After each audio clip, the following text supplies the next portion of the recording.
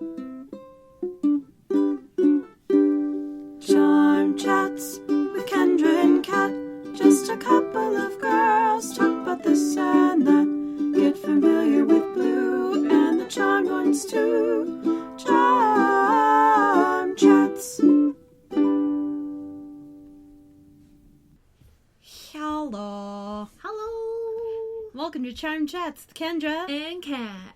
Today we're covering Season 5, Episode 4, Siren Song. 504, baby. This one aired on October 6th, 2002. Mm-hmm. We will start right away with a very wiki short tangent, wiki tangent. thanks to the title. A siren is a thing from Greek mythology. They're said to be dangerous creatures that are usually a combination of women and birds who lure sailors to their death with their enchanting singing. And in some cultures, a siren and a mermaid, same thing. Mm-hmm. I mean, it makes sense. Yeah. You know, because they lured sailors. It's a whole big thing. Mm-hmm. You know. What's it? I think Hark a Vagrant has a couple of siren comics where it's just like a mermaid sunning on a rock. And then a pirate-looking dude is like, I want you to stop doing that thing and do a thing I like.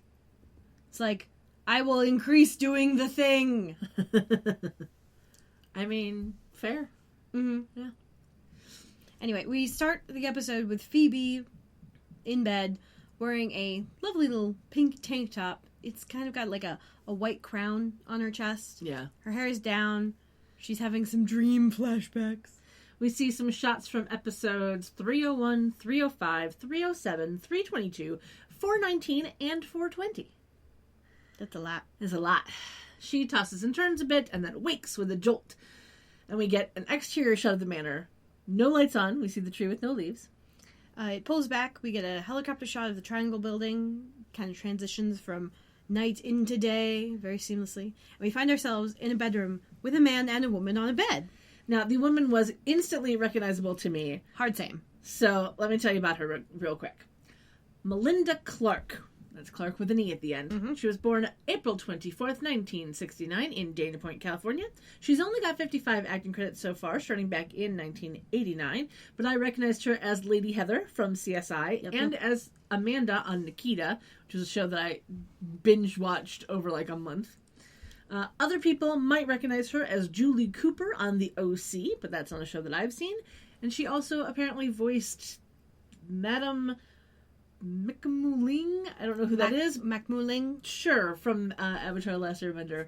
I put that one in there for you. Okay. Because, you know. Okay, that might be It was all a single episode, so. Oh, a single episode? Yeah. That might be the There Is No War in Bossing Say lady. Sure. Yeah. I don't know. Not a clue for me. I put that one in there because I thought maybe you'd have a clue. She might be that, or she might be the haiku lady. Like, at the haiku place. Oh, gosh. It's got to be from book 2, though. Yeah, I don't know. I didn't think to look it up other than the name, so there you go. The man, who we will learn is named David, is played by Branton Box. He was credited as Branton Boxer in this episode. No birthday listed on IMDb, but he has 48 acting credits so far, starting back in 1997, mostly doing single episodes of stuff.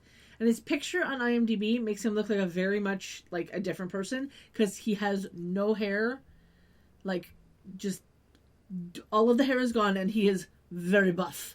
And for a moment, I wasn't sure it was the right actor. And then, like, I looked through his pictures, like, oh, there's one with hair. Oh, yeah, no, that is the same guy. Isn't that weird how, like, just changing your hair makes you look completely different? Yeah, especially to people with face blindness. Well, yes. Absolutely. Hi, Blue. Blue has joined us. We will also have a character named Melissa in the scene fairly quickly, so I might as well tell you about her while we're telling, right? Amy Laughlin was born August 9th, 1976 in Chicago, Illinois. She only has 17 acting credits so far, starting back in 1996, and would be most recognizable from her time as Erica Sykes on CSI Miami.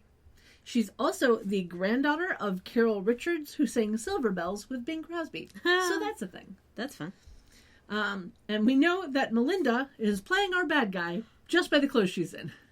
I just looked it up. Yeah? It is the lady at the haiku place. Well, there you go. Oh, called it, baby. Very proud of you.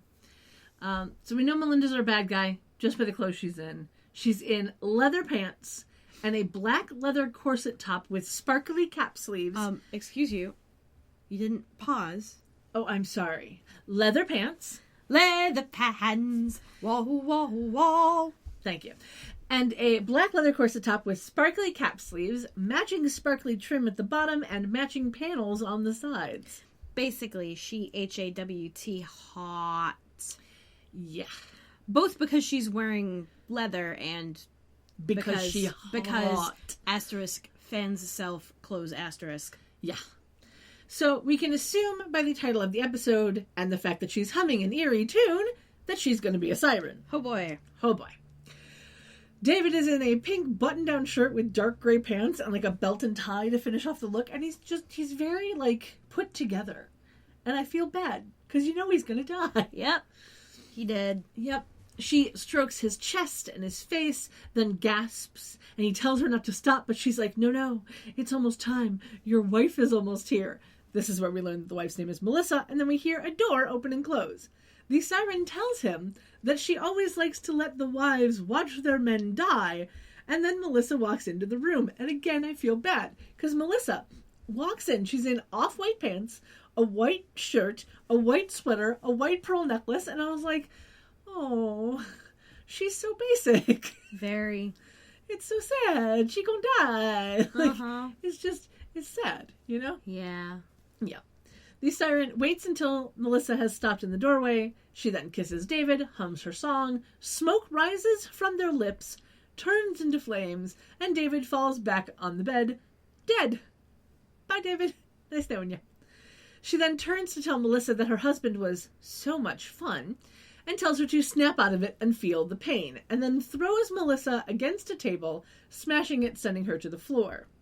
She calls out for David. The siren says he can't hear her anymore, and waves her hand in front of the curtain, and it just spontaneously combusts. And as Melissa tries to go to her husband, the siren stops her. She says, she was burned for her sins. It's only fair that she, meaning Melissa, should too. So Melissa starts like coughing, kind of passes out, and the siren leaves in a puff of smoke. Yeah. It was very smoke endured. Mm-hmm. It was nice. Yeah. Could put a ham hock in there and leave it for like 12 hours. It'd be good. Yeah, totally. Although, honestly, if everything's going to burn, it's going to get too hot. You're going to roast your meat, and then it's going to be dry as a bone. So, yeah, indirect heat is best for smoking your meats.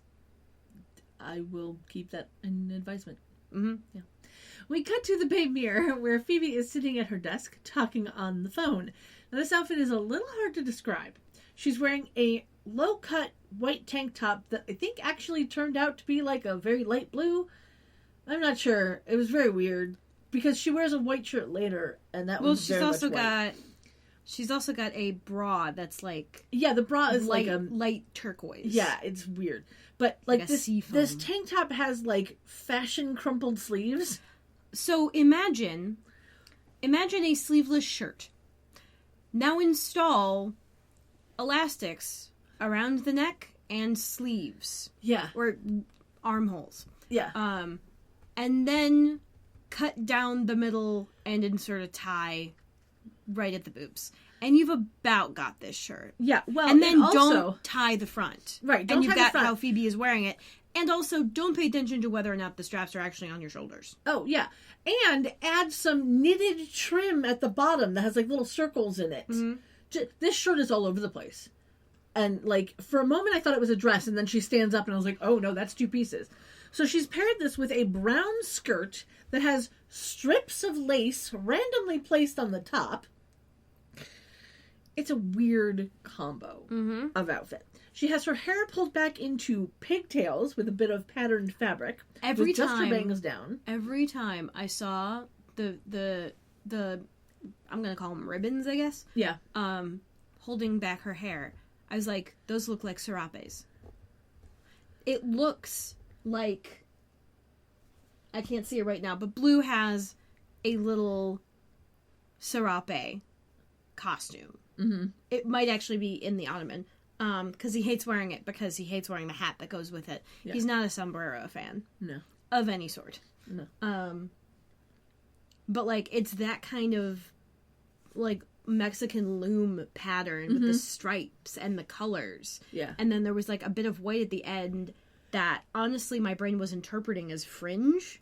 So it was just like, she literally got teeny little serape, like, they're maybe an inch and a half wide, ribbons, and used them to tie her hair for some reason.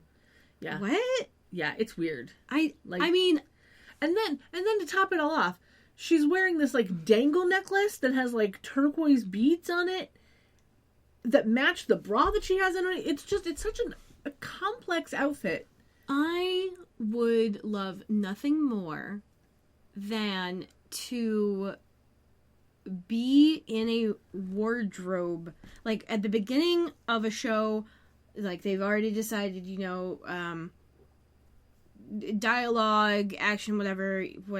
I want to be where the wardrobe department are, and I want to hear who the fuck made this decision. Want to hear them deciding on this crap. Yeah, like I just yes, I did just intentionally paraphrase Little Mermaid.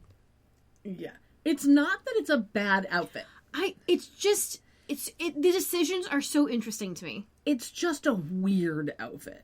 Like, how much of the decisions that go into making a character's wardrobe for a particular episode come from writing decisions, probably very few with this show, come to think of it.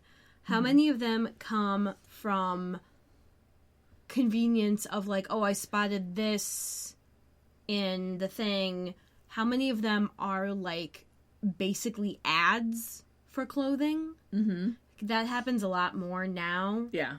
And how many of them are just, like, random actor brought in and was like, might as well. See, I don't think any of this is actor brought in. No, I think there are a few things that happen that are actor brought in. The couple of shirts that Piper has worn that are, like, sporty things.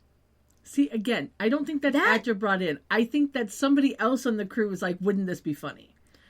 Possibly. But wasn't there a connection between her and the shirt, like, Holly and the shirt Piper was wearing in an episode? I feel like that was a thing that happened. It was, like, some racing... The Travis Pastrana? Yes. Maybe. I don't know. I just have this thought that, like, these outfits are very much not work appropriate if she was working anywhere else. True. Here it's not bad. Like, think like how do they list like that? Cruise outfits. Yeah, how do they list that in the show Bible? What do you mean? Oh, just like shows always have. No, like, I know what a show Bible is. Okay. But what do you mean? Like, what are the descriptions for how they dress, like the individual characters? Oh, because, like, yeah, that I don't know. What words do you gotta use to get a wardrobe person to pick this outfit for someone? Yeah. Or, like, all of the outfits Prue wore, which, like, how were any of those professional? Well, that's the thing. None of them were. Well, and that's yeah, why, but, like, and that's Prue why is a professional, or was a professional at the time. Right, but that's my point. Is, like, these outfits are very indicative of something that there's a possibility that Prue would have worn, in that they are very much not work appropriate. But the fact that Phoebe is working in an office where she isn't seeing, like, other people, she's basically working for herself, kind of. In that she is, however, being seen by other people. She is, but she's doing an advice column. Window.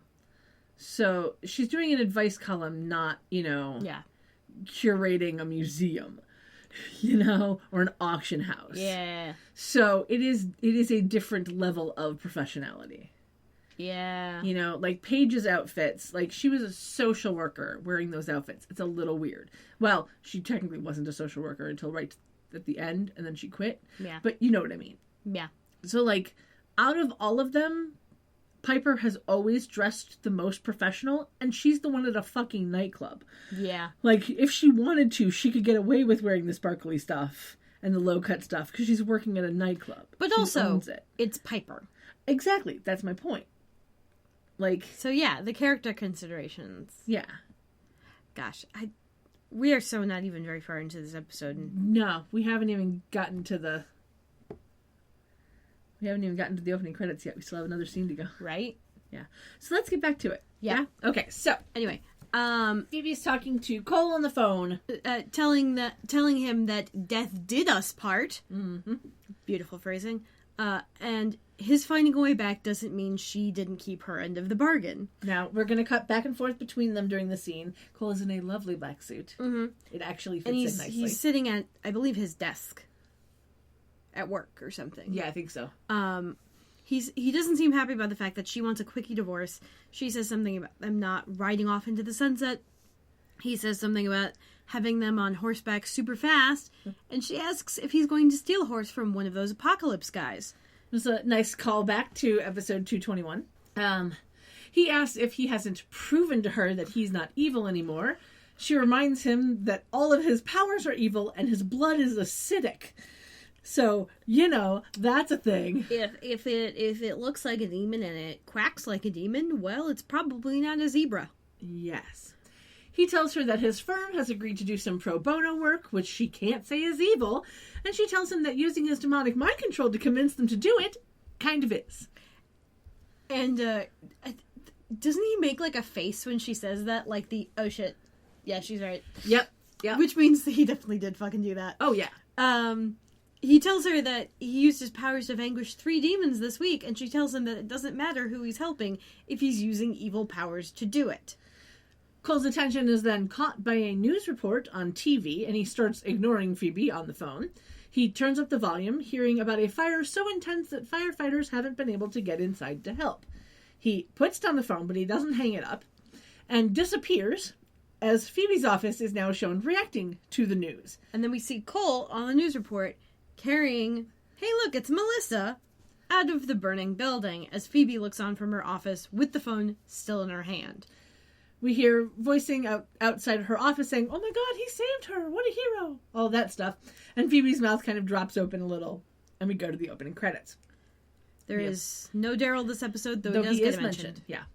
Our post-credits song on Netflix is Sail On by Wendy Colonna?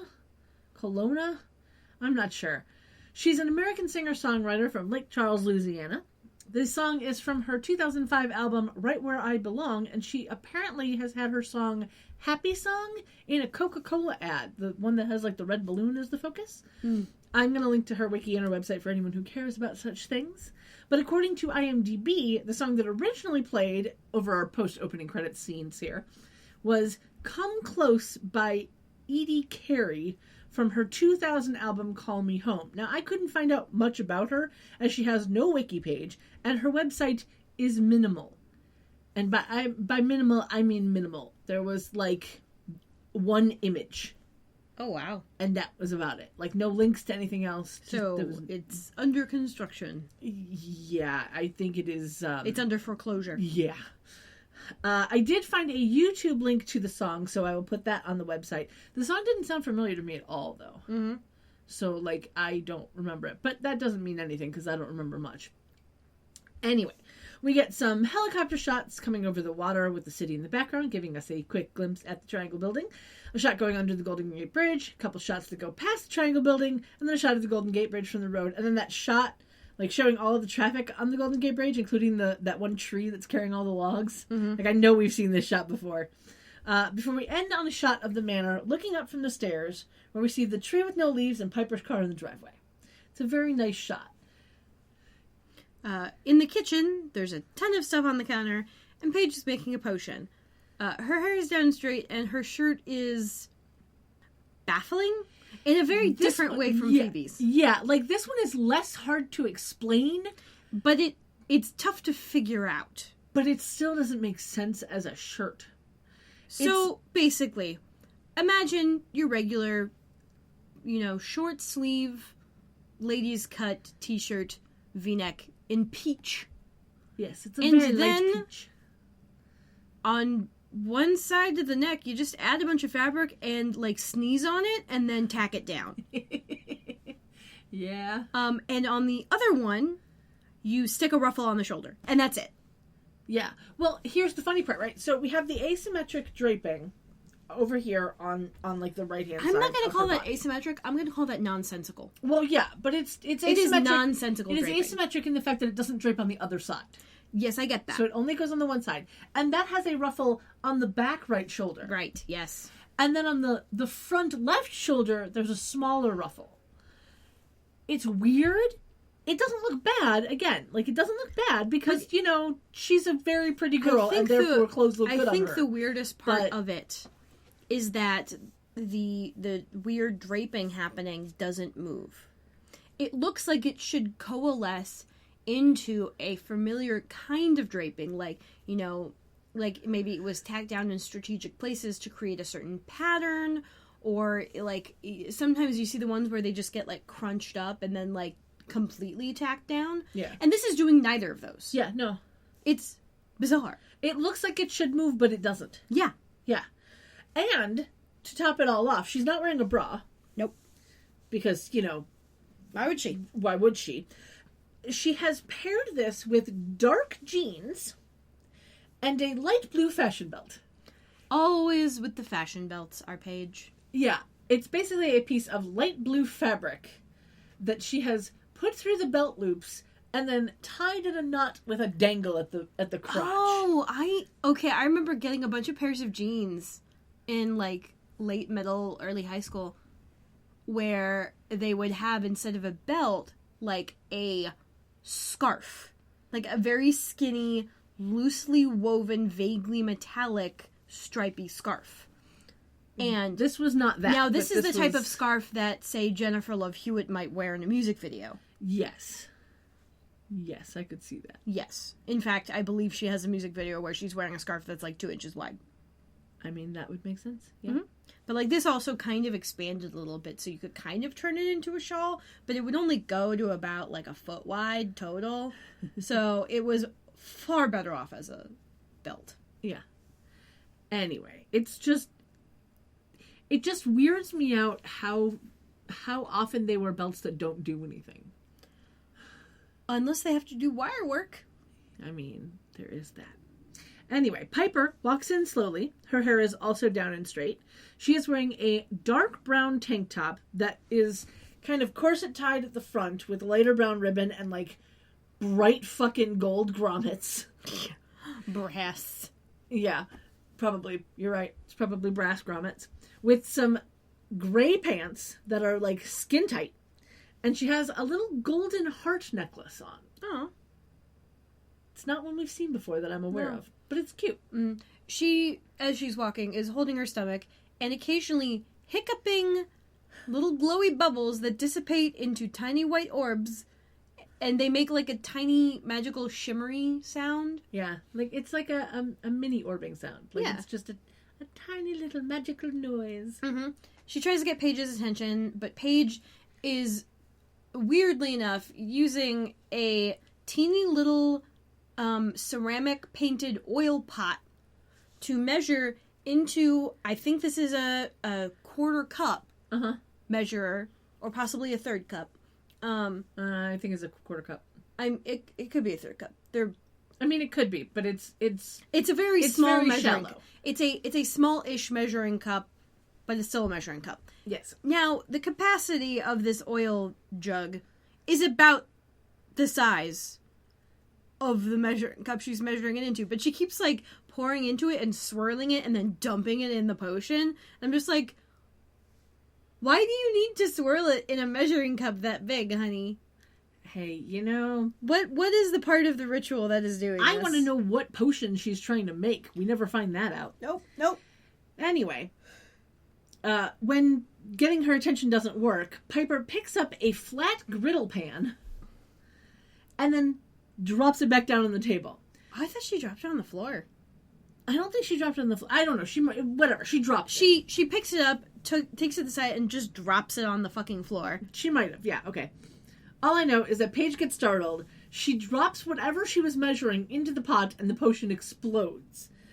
She asks Piper if she's trying to kill them. Piper's like, I just want some attention, and lately that seems to require a small explosion. So yeah, Piper is doing her best to roleplay a cat in this situation. And by that, I mean Felis domesticus. Yes. Because cat wants attention, okay, gotta destroy shit. Yep. Like, legit, whenever Nova's unhappy about how long I'm taking to feed her, if I'm home, or Colin, whatever, she gets up on the dining room table and starts chewing the centerpiece. Now, it's just dried grass, so she's not, like, being harmed or anything. Mm-hmm. But, like, the volume of that centerpiece has dropped by about half since she started doing this. Yeah, Thankfully, cats are dicks. Thankfully... Oh, no, she's just, she's acting out because she's like, your timetable does not match my timetable. Like I said, cats are dicks. She's not a dick, though. And she's at least realized, like, when I come in and I go, excuse me, she needs to get off the fucking table. And so she'll get off the fucking table. But it took her, like, 3 or 4 tries. Yeah. Or it took 3 or 4 times of that happening and me gumming in and being like, no, and lifting off and, like, dumping her on the floor. Because Colin just keeps coming in and he's like, oh, Nova, and, like, gently moving her. I'm like, she's not going to get the point, dude. Yeah, no. Like, cats land on their feet. She'll be fine. You just got to make it very clear that she is not to be on the fucking table. Yep. She can sit at the chair like a people. That's fine. She doesn't, but she could. Mm-hmm. I'd be happy with that. Yes. Anyway, Paige says that she's trying to focus. Piper tells her that ever since she quit her job, she's been on some weird witchcraft mission.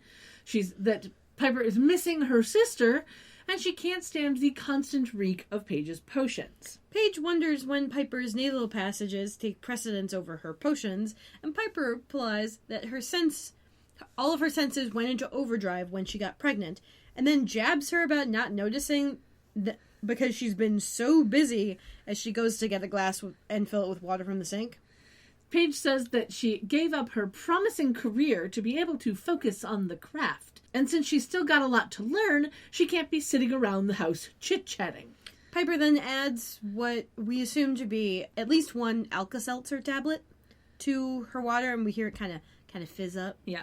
Now, Alka-Seltzer is an effervescent antacid and pain reliever. It has been around since 1931. Ew. In 1953, Paul Margulies, father of actress Juliana Margulies, created the famous ad campaign with the tagline, "Plop, plop, fizz, fizz," that is still popular today. The jingle, however, wasn't actually released until 1975. But that was such a popular ad that Sammy Davis Jr. did covers of it. Like, he was in the Alka-Seltzer commercials, but he did a rock version and a big band version that apparently were put on records. Oh, fuck. And there's somebody who found said records and recorded it for YouTube. So I'm totally going to link to those on the website, because it is hilariously funny to hear "Plop, plop, fizz, fizz, oh, what a relief it is" in Rock by Sammy Davis Jr. and in Big Band by Sammy Davis Jr. It is hilarious. Yeah, I saw the couple of videos that you linked that were the commercials. Yeah, I put some of those into But oh boy. into the Discord because just that song was then in my head for the next few hours. Yeah, it's now in my head because Yeah. we're talking about this. Yeah. I mean, good job on them for getting a catchy tune. So. Oh, yeah. Alka-Seltzer has a few different catchphrases and a few different commercials that, like, if you say a phrase, people go, I know what that's from. They might not necessarily know that it's an Alka-Seltzer commercial, but, like, the line of, "I can't believe I ate the whole thing," was an Alka-Seltzer commercial. Oh, I just got it out of my head. You want to know how? Oh, dear. 788-202. Do-do-do-do. Luna. Yep. I mean, if Peter Francis Geraci had a jingle, I would probably have gone to that. I mean, makes sense. Yeah. Oh, boy. Anyway, Piper says that she doesn't want to chat, but that she's got some problems of her own, and says, "You look like my husband with boobs." Which makes Paige look down at her boobs. And then Piper hiccups another bubble and sighs. Paige asks what the heck that was. Piper's like, it's the latest in a series of wacky tricks her growing baby is playing on her body, along with the constant nausea and torturous breast pain. Welcome to being pregnant. And why I don't ever want that. Mm-hmm. Part of why, anyway. I have enough nausea in my life. Right? I'm fine. Yeah, no. Paige asks if the bubble's orbing is normal. Piper isn't sure, and that's why she wanted to ask Paige, seeing as she's half white lighter. Paige says that she has never burped white light, and asks what else is happening to Piper. Piper says that she thinks her baby is trying to turn her into a pacifist. Paige asks what Leo says about it, and Piper replies that he mostly just says, "Sorry, honey, I gotta go." And then they both give a face like, what a dick. Yeah, it was kind of funny. Like, they both had, like, the same face of, like, how dare he? Uh-huh. They then hear the TV on in the other room, and they walk into the living room. Leo is there, watching TV. He is in a cobalt blue t-shirt and dark pants with a belt. And every time I see his hair, it strikes me as he looks funny. Yeah. Because they've cut his hair into a vaguely military style. Yeah, it's a crew cut. Yeah, like it's high and tight. Like Yeah. it is, and it just looks weird because he's very stocky. It makes his face look rounder. It makes him look like his head is not the right size for his body. Mm-hmm. Because his head looks smaller than his body. Because he's a very stocky built dude. And so without the hair to offset, it just looks weird. Mm-hmm. Like it doesn't look bad, it just looks weird, you know? Yeah. Anyway, Piper is happy that he's home, starts to tell him about what's happening with the orbiting bubbles, but he cuts her off to ask if she's seen the TV. Paige asks if he came home to watch said TV. He's like, no, look at the news. And then we see a replay of that clip where Cole is saving Melissa from the burning building. Paige is annoyed that Cole is doing his "look at me, I'm a good guy" routine on prime time, and sarcastically says that Phoebe must be thrilled. Leo says that she should be, since the elders say that Melissa is a future whitelighter, and Cole saving her means she'll be able to do all of the good that will earn her her wings. Piper replies, "Speaking of whitelighters, I dreamed an animated musical last night. Is that normal?" Leo's like, what?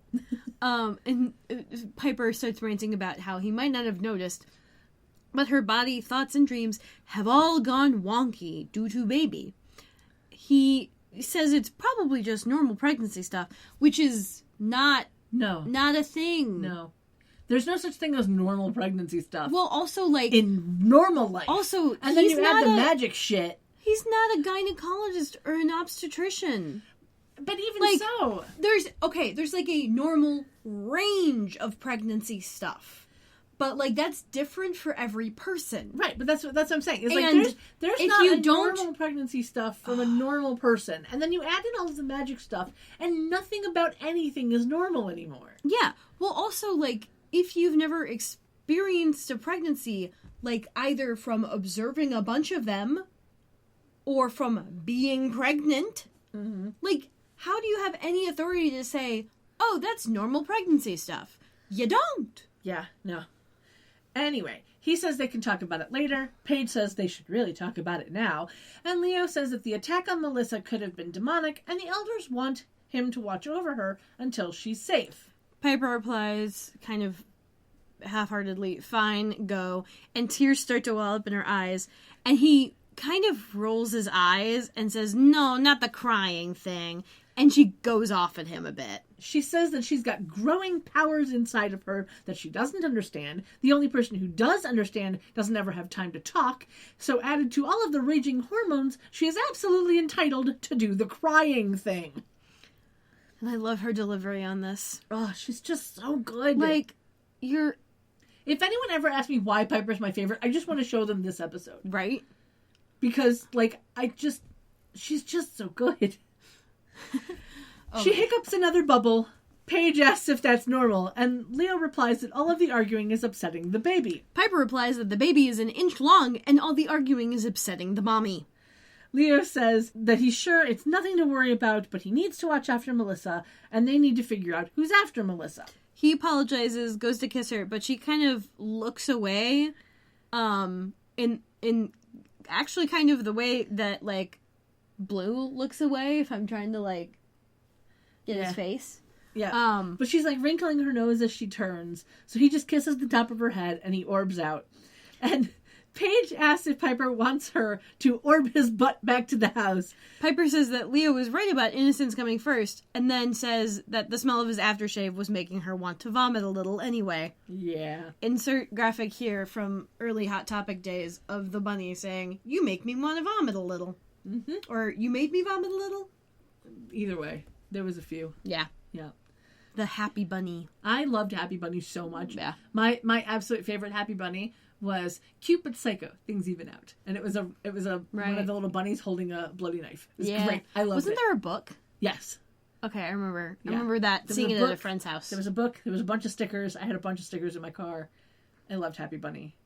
Oh, wait. Sorry, I'm thinking of a different book. I'm thinking of the Book of Bunny Suicides. That too. I think I own one of those. It's fun. Yeah. It's a lot of fun. Anyway. We're not going to link to that. No, we're not. Piper heads for the door. Paige asks where she's going, and Piper's like, "I've got to see Daryl, find out if the police found anything at the crime scene that might help us." Paige wonders, since Melissa is a white lighter-to-be, if they should be looking for a dark lighter. But Piper reminds her that dark lighters use poison arrows. They don't usually set fires. Paige wonders why a demon would want to kill Melissa. Piper says she doesn't know, but the sooner they find out, the sooner she can finish a conversation with her husband. So she walks off, Paige sighs. Back at the bay mirror, Phoebe is sitting at her desk writing on a yellow pad of paper, and she has a new pair of glasses on that are super cute. They're like rounded off rectangles. Mm-hmm. They're just cute. Yeah, I've had a similar pair. Yeah, they're super cute. There's a knock at the door, off like slightly out of frame, and she quietly says, "I'm not here. Go away." And then turns around as the door opens, and Elise walks in. Elise calls her the little wife. And I hear Gaston in my head. Yeah. And this is where we can see Phoebe's bra showing as her shirt is pulled down way lower than it should be. She says that her marriage is over as soon as the paperwork goes through. Elise tells her not to let her readers hear her say that, because no one would want to take advice from the man who's divorcing Superman. No. We are not tangenting on Superman. If you don't know who he is, either you've been living under several rocks, or you just don't know how to use Google? Yeah. Or both? Yeah. Why are you listening to us? Because they like us, Kendra. I mean, you kind of to have heard of Superman if you're listening to us. I mean, I'm sure we've mentioned it, because I know we mentioned Wonder Woman. We tangented on that one. The reason that I'm not going to tangent on Superman is because I just don't care about Superman. True. Like, I remember at I just camp. don't. I remember at camp. This was Girl Scout camp, so there was an unusual religious bent to some of the things we did. But yeah, there were prayers we did before meals, and one of the ones was a Superman prayer. It was like, "Thank you God for giving us food," like that kind of. It was dumb. I hated doing them. That's just weird. I refused to say them most of the time. I was just like, "This is ridiculous. Why?" That's just weird. It gets weirder the more I think about it. Yeah. Anyway, Phoebe tells Elise that Cole isn't a hero, and if she's there to get an interview, then that's the answer that she's gonna get. Elise tells Phoebe she's not here to interview Phoebe, she's here to make Phoebe interview Cole. Yeah. Phoebe, of course, replies she's not a reporter, and Elise is like, "Yeah, no, you're the wife. It's called human interest." And then tells Phoebe to call her husband and get an exclusive.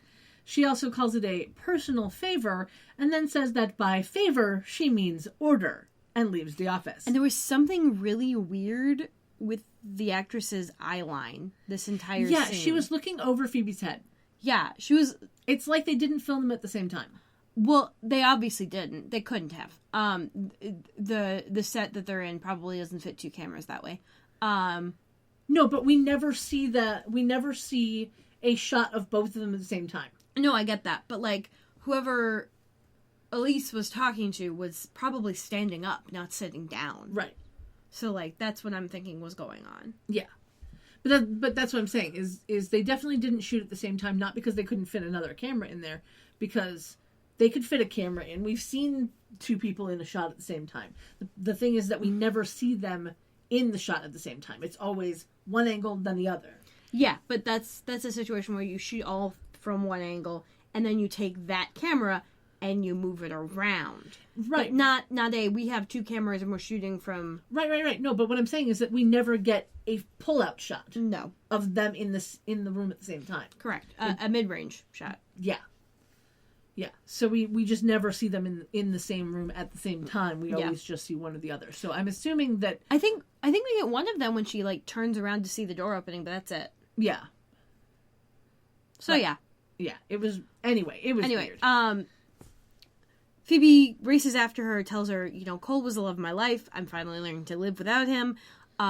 This would open a huge can of worms that I've worked really hard to close. And then Elise has my favorite line of the entire fucking episode.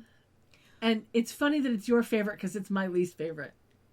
No, I just love... I like the way she delivers it. I love a metaphor. I love a metaphor. So basically, Elise is like, hey, if you're still calling him the love of your life, the can is open, the worms are out, and you may as well use them to go fishing. It's a great line. It is a great line. But it's one of those things where, like... It's the linguistics of it that get me. It's not the situation necessarily. It's just like, this is a pithy metaphor I would love to use in real life. Yeah.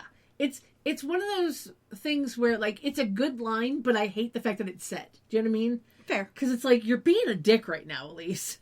Like... But she's not wrong. She's not wrong, but she's being a bit of a dick. Like, I said he was the love of my life, and I'm trying to get over him, and you're making me bring him back into my life. Why are you being this way?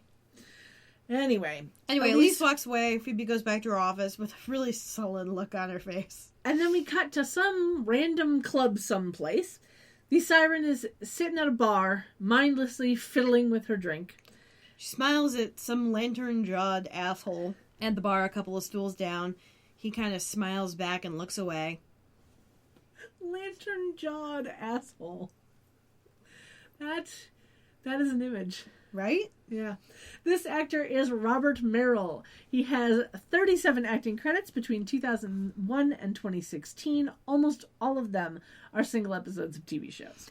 She asks him if he shouldn't be at home with his wife. He replies, probably. And she does this walk where she's literally moving maybe two stools over. I think one. I think she's only moving one stool over. But she makes such a meal of it. Oh, yeah. She gets up, like, turns around, walks on over, turns around, and... She saunters over. It takes, like, 5 seconds for her to do this. And it's just such a focus for that shot. I don't know. It's just Melinda Clarke, like, being absolutely amazing. Just hot. Stealing the fucking scene. Yeah. Because honestly, thinking back on this, I can't even remember what the fucking guy looks like, and I watched it this morning. Yeah. I just remember the jaw. That's it. That's all I got. Yep. Anyway, she asks if it's been a rough day. He says it's been a rough month. And then she says that a little music might make it better. So she starts humming a song and stroking his face, and we get some lovely, like, echoey reverb stuff. And just as he starts to lean in to kiss her, she sees the news on a TV nearby. Now, the news reporter on the TV is played by Daniel Betances. He has 26 credits starting back in 1993. This was his 5th gig. She, of course, sees that Melissa's still alive, says it out loud, and the man's like, what? And so she's like, you just got so fucking lucky, and leaves. Yeah, like, you got no idea. We get a quick exterior shot of the building that's supposed to be housing the Bay Mirror before we find ourselves back in Phoebe's office with Phoebe and Cole. And the office door is wide open. Just keep that in mind during this scene. Yeah. Phoebe wants the interview to be over with and asks what he was... Like, she clearly has a list of questions she's written down. She is reading them off boilerplate, like, she clearly so wants to phone this in. Oh, yeah. But it's an in-person interview, alas. And so she asks what he was thinking while going through the fire. And he just kind of glibly replies that he was hoping one of the powers he picked up in the demonic wasteland would protect him from the flames. So she immediately starts to shut down the interview, but he promises to rein it in, and she asks the question again. This time, he replies that he was hoping to make it out because he'd hate to never see his wife again. She starts to be annoyed again, but he's like, no, I'm serious. Everything I do, all day long, I'm thinking of you. She asks if he thinks it's a game, and wonders if he knows how disturbing it was for her to watch him walk through a wall of fire. He asks how saving a woman's life is disturbing, and she replies that he has more powers than any demon she's ever met. She says that the city might think he's just a brave guy, but she knows the truth, and it's freaking scary. He tells her that he won't use her powers for anything but good. She says that she knows he believes that and wants it to be true, but it's just a matter of time. So he says she's wrong, stands up, and goes to the door. She tells him that there's evil inside him, it's just who he is, and that no amount of good deeds will ever change that. He tells her that she's wrong, and he'll prove it to her even if he has to hunt down and kill every demon in San Francisco to do it. While standing in the middle of the doorway Yeah. to her office that's wide open. He starts to leave. She asks about the interview, and he tells her, you know me so well, make it up. Yeah. Which, honestly, she should have just done and not called him. Right? Right? Yeah. Oh, man. Anyway, we get an exterior shot of the manor that pans up through some kind of weird It's bush. like a weird bush thing that I don't think we've ever seen before, or if we have, it didn't look like that before. We pan up through the shrubbery. Yes. We hear Piper call for Paige, who replies that she's in the attic, and then we join Piper as she walks into the attic. She has added a small brown jacket to her outfit. It was super cute. Mm-hmm. She says that the good news, it's not a dark lighter, and she walks in to see that Paige has a dark lighter in the crystal trap. Yeah. This actor is Greg Provence. He was born May 24th, 1971 in Virginia Beach, Virginia, and he only has 10 acting credits between 1998 and 2008. The Darklighter says, I've been telling her that. Paige throws a crystal at the trap, which shocks him, telling him to shut up. He says he doesn't know anything. She then touches the crystal to the trap, shocks him harder. He doubles over in pain. Piper's like, what are you doing? And they walk 3 feet away. Yeah. Paige tells Piper to relax as she summoned him into the trap so he could tell her which of his lovely friends is trying to kill Melissa. Piper is, of course, upset that Paige is telling her to relax when she brought a darklighter into the house. And Paige tells her not to worry because the Book of Shadows is safe downstairs, which that's not The fucking the point. Yeah. The Darklighter tries to disassemble the trap, but zaps himself as he goes to touch one of the crystals. Piper's like, I wasn't worried about the book. You have white lighter genes. This guy could kill you, as well as my husband and unborn child. The Darklighter tries again to disable the trap, and this time actually does it, which I don't think we've ever seen before. No. That he's literally, like, just touching the crystal and somehow is able to move it. Like, moves it out of alignment or something. Yeah. Like, are other demons, are they just dumb enough not to think to do that? Or is this guy just, much more powerful in the fact that he can? To know. Anyway.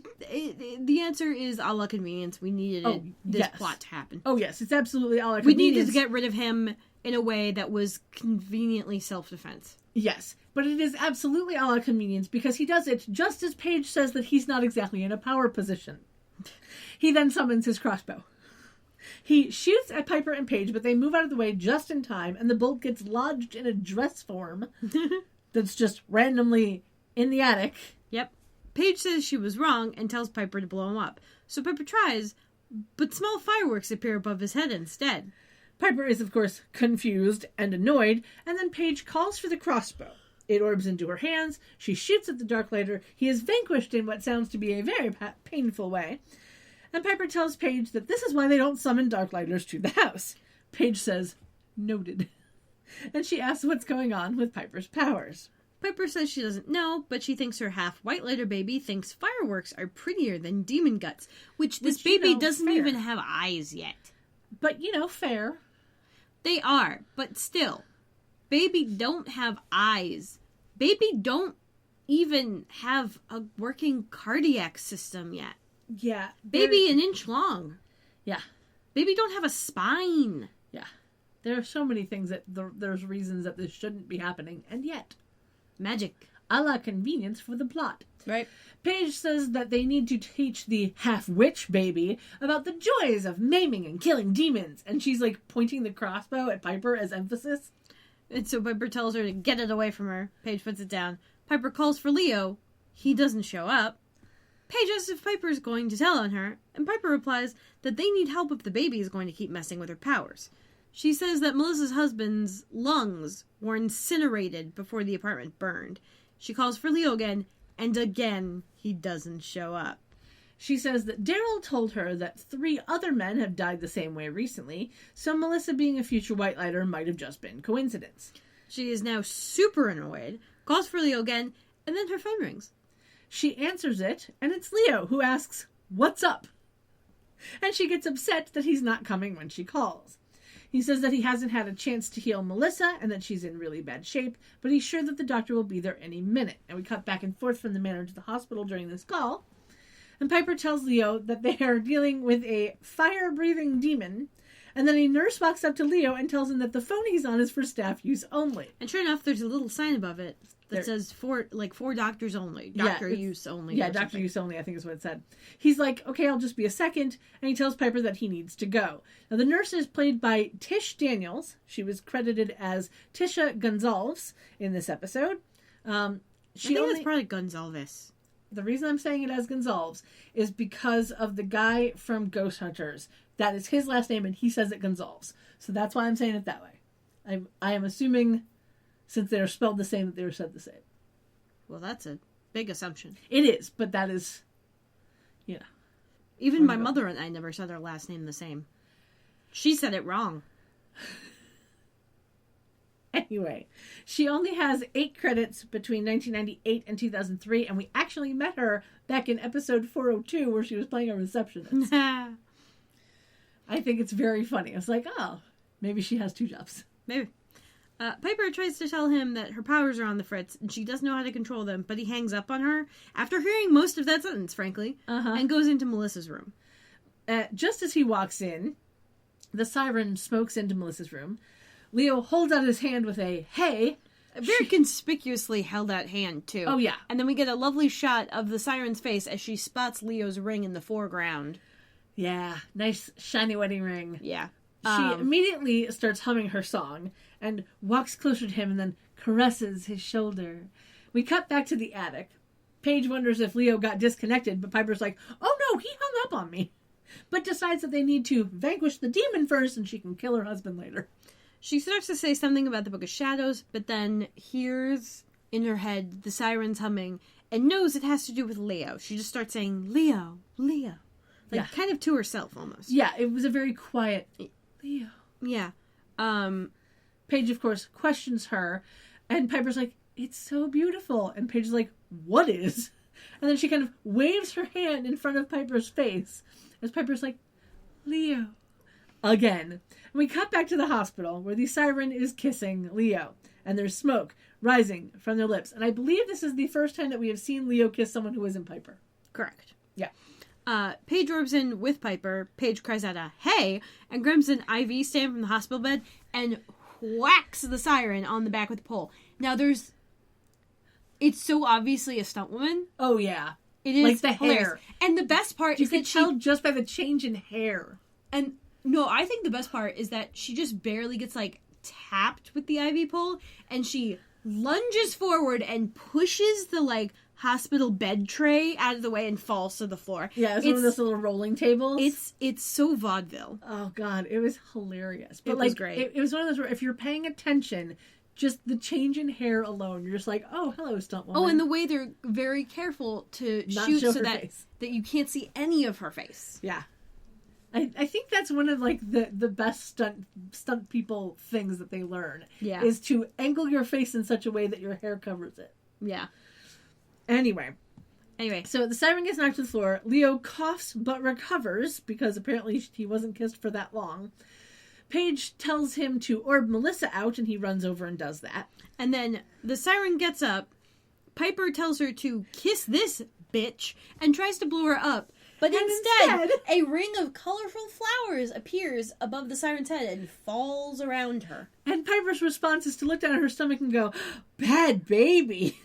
And then the Siren uses whatever her power is to make Piper get pushed out the window. Paige, of course, then javelins the IV pole into the Siren's stomach, orbs out, and the Siren smokes out, taking the pole with her. Piper is falling and screaming as Paige's orb dives down and grabs her and moves her swiftly a foot to the left. Like 3 feet. Like 3 feet. Technically, it was to the right from their vantage point. Yes. It was left on the screen. It was a screen left, stage right. Yes. They fall into a nearby dumpster with lovely trash bags. Lovely, plushy trash bags. Yeah. Which, let me tell you, a hospital dumpster, not going to be a soft landing. No, well, also, most of it probably won't be. But also, they're not going to put the biohazard material in an random outside dumpster. That is true. That is special pickup. That is true. But it's still not going to be a soft landing. Probably not. Piper is, of course, mad and annoyed that she hit the Siren with flowers. And Paige annoyingly replies, "You're welcome," for, saving her and all that good stuff. We go to commercial break. We come back to the room that is between the living room and the wicker room, where Melissa is lying on one of the couches. She's still in the hospital gown, but under a blanket, as Leo is healing her. Paige and Piper orb in, and Piper freezes Melissa. Just as she's, looking over. Yeah. Paige is, of course, happy that power still works. Leo asks if Piper is alright and what happened. Piper asks if he means before or after he made out with the demon. Leo, of course, sighs, and Paige leaves to get the Book of Shadows because she don't want to be part of this conversation. Mm-hmm. Leo starts to say something, but Piper shuts him down and tells him that their pacifist offspring turned her best offensive power into flowers, which got her blown out a window. I love how she says her best offensive power when it's her only offensive power. Correct. But, whatever. Leo goes over to her, asking if she's all right and if the baby healed her. And she asks if he thinks that her being self-healing means he doesn't have to be around. He, of course, says that he doesn't think that and just wants to focus on what's going on with her powers. She tells him that she's tired of not focusing on them and that she feels like she's going through this pregnancy by herself. Yeah, in this case, meaning their relationship. Yes. Leo asks what he's supposed to do because he's still got a job. She's like, yeah, you also got a wife. Yeah. And then Paige comes back with the Book of Shadows. She asks if she's interrupting something. Piper replies, yes, and then asks what she found in the book. Paige gets to have exposition time, where we learn that as a mortal, the Siren fell in love with a married man, but when they were caught, the man was held blameless. Piper kind of scoffs and says, typical. And Paige continues. I'm going to read directly from the book as she said, because it's just the easiest way to do this. Yeah. The village women cheered as they burned her to death, and her rage turned her into a siren, a vengeful demon who seduces married men with her song, then destroys the couples with the very flame that consumed her. Yep. Sounds about right. Yep. Paige thinks that they'll be able to take her out with a potion. Leo tells them that they didn't feel her power. Piper says that it seems like he felt a little more than her power, and they start arguing about him not being home, and he asks if she wants him to clip his wings and abandon his charges. Piper says something about wanting him to care and make her a priority, and then we get a shot from inside the sitting area toward the stairs, where we can see these tiny little, orbing jets. Think sparklers. There's a pink one coming out of Piper and a blue one coming out of Leo. So yay, gender norms. Hey, they could have picked random colors. They could have both been white. They could have been. But I get that they wanted to delineate who was what color. But they could have picked different colors, is what I'm saying, as opposed to pink for Piper and blue for Leo.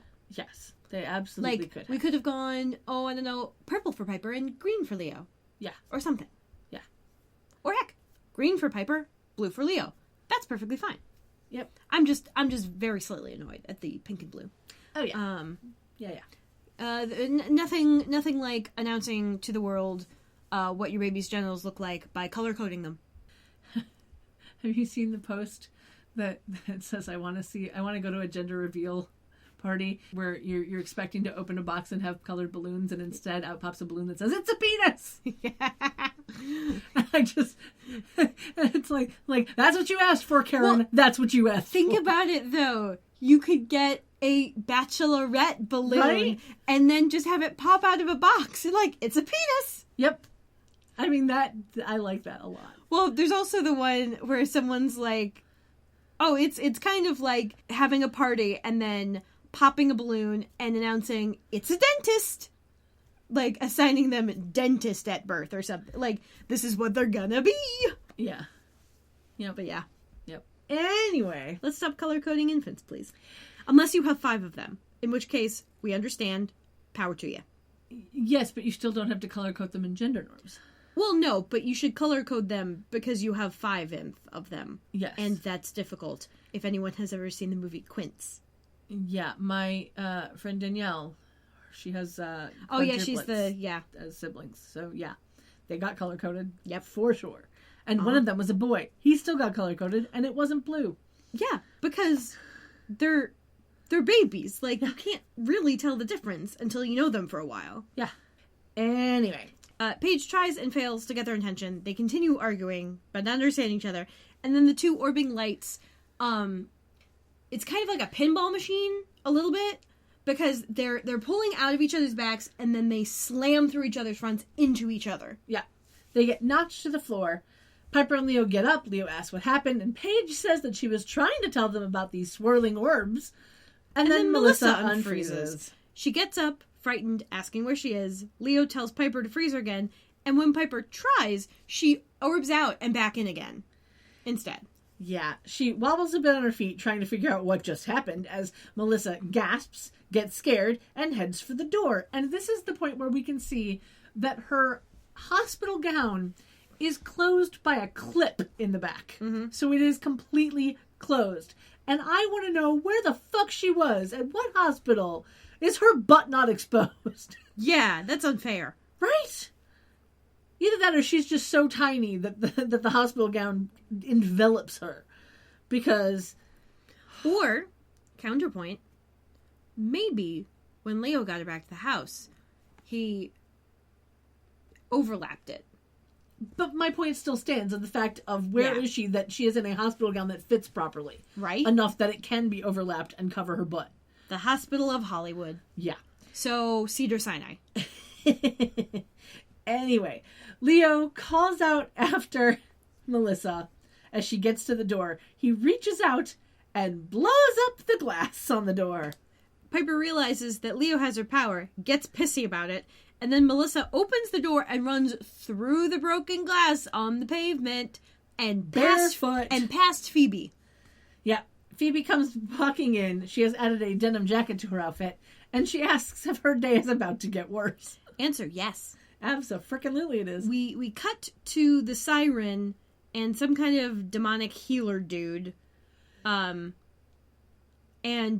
Melinda Clarke is doing a really great job of pretending like this pole is going through her torso. Oh, yeah. But, like, it's very clearly angled that it's not. Yeah. And she's doing some great hurt acting. Yeah. Like, she's very good. Mm-hmm. So, he's making some sort of, like, a black paste thing in a weird mortar and pestle. A poultice. Yeah, it is weird. Salve. This actor is Hawthorne James. He's got 73 credits so far, starting back in 1979, mostly doing single episodes of stuff.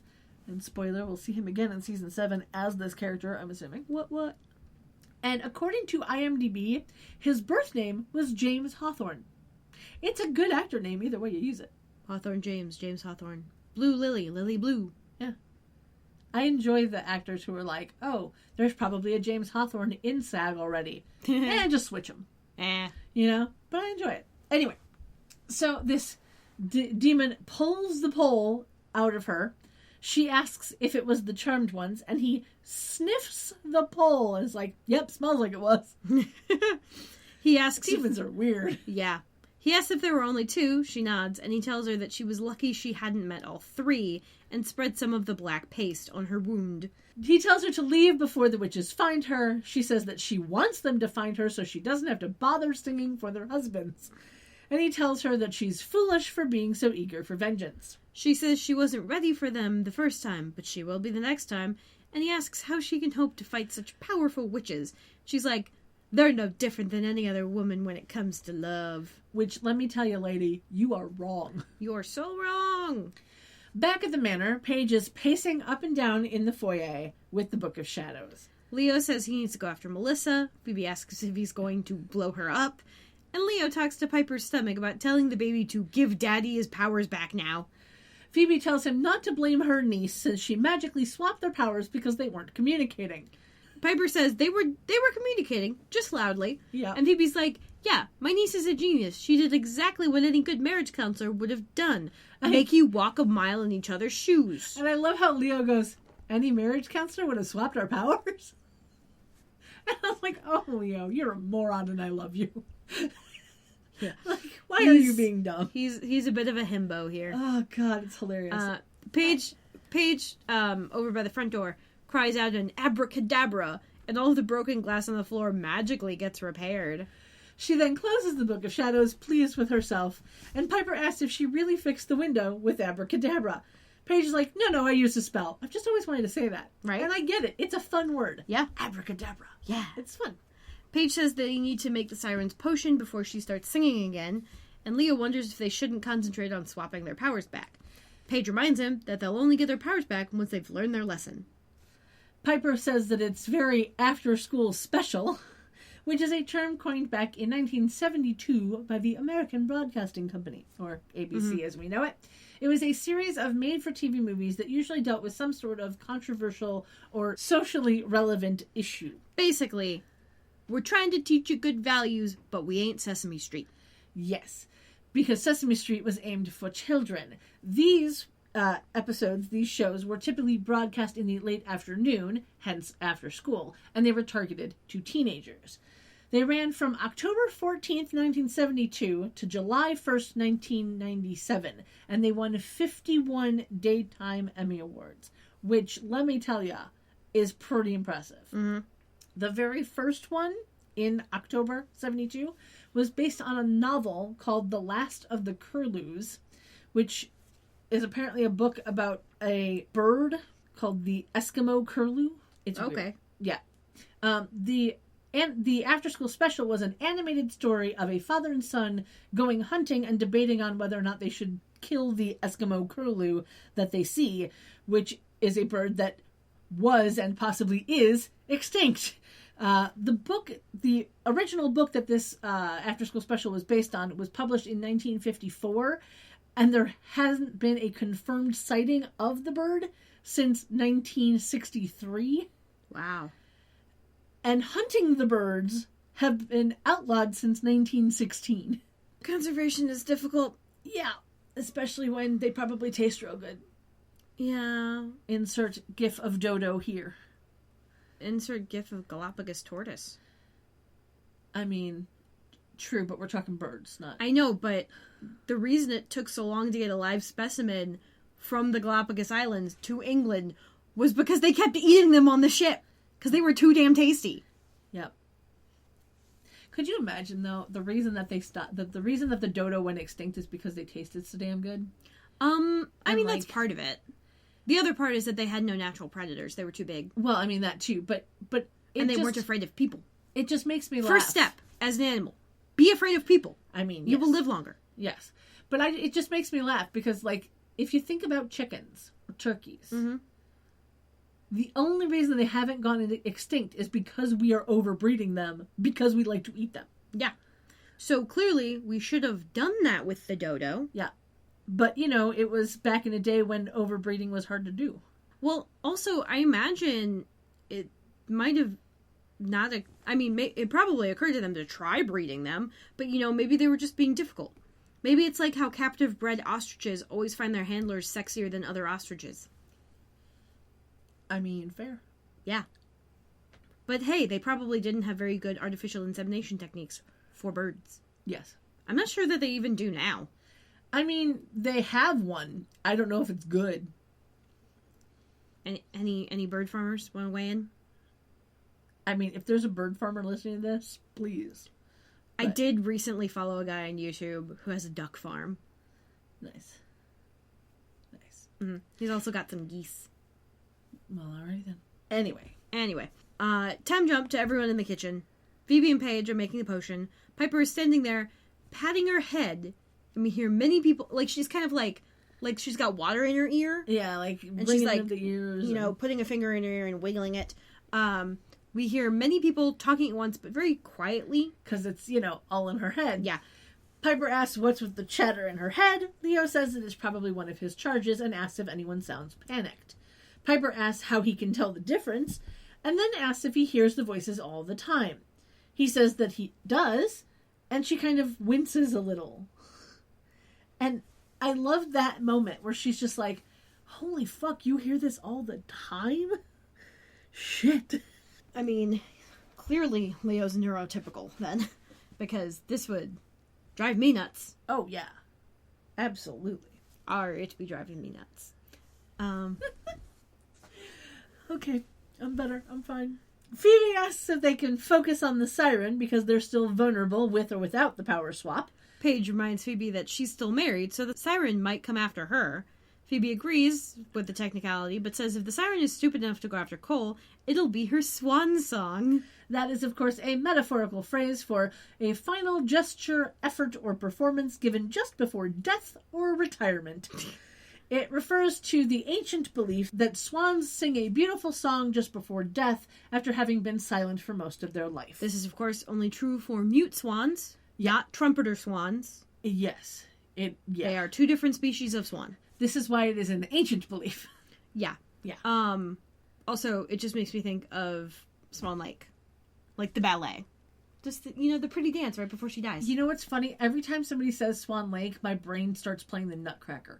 I don't know why. That's They're funny. two completely different things. Uh-huh. But I think ballet, and I immediately think Nutcracker. Anyway, there is a weird echoing knocking sound, which Piper thinks is just in her head, but Paige assures her that they're all hearing. And then Cole phases in.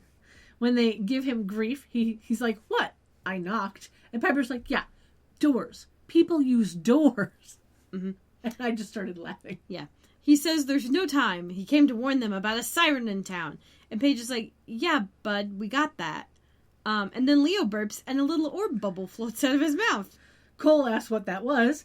Piper asks how he did that. And Leo's like, I don't know, but I'm feeling really nauseous. And then Piper is very excited and going like, and I'm not! Yeah. So then she asks why Leo has her pregnancy symptoms. Which is the first time that Cole is hearing that she's pregnant. And then Piper wonders if Leo is now somehow carrying the baby, despite lacking the equipment. Hey, it's magic. You never fucking know. Right?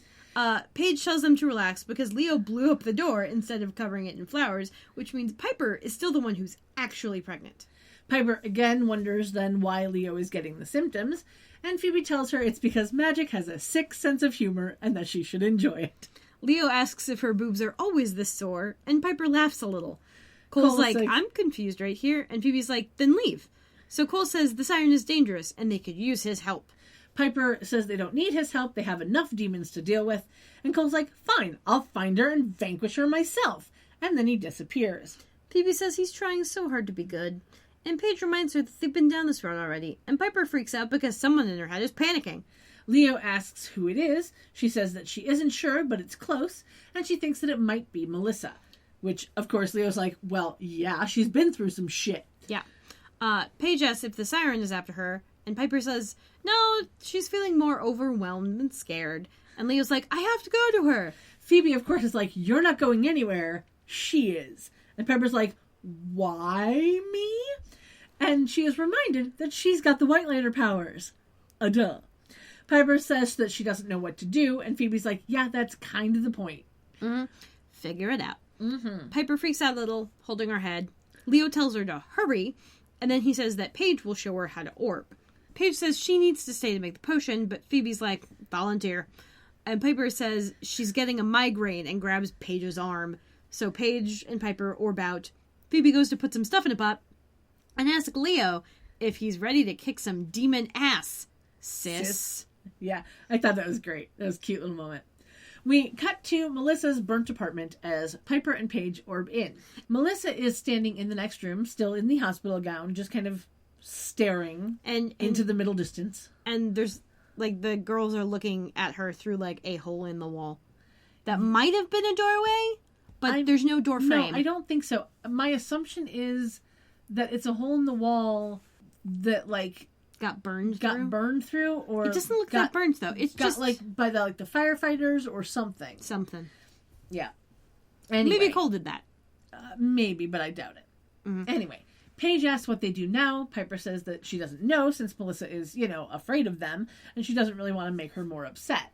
Paige thinks they should just cast a spell to help Melissa deal, but Piper thinks witchcraft isn't the answer. Paige says that she's out of ideas, and Piper reminds her that she's part white lighter. However, she does it in such a way that's a continuity error. Yeah. She says, your birth father was half white lighter. And then Paige replies, yeah, well, he's got blue eyes. That doesn't mean I do. But Sam was not a half white lighter. He was full white lighter. Mm-hmm.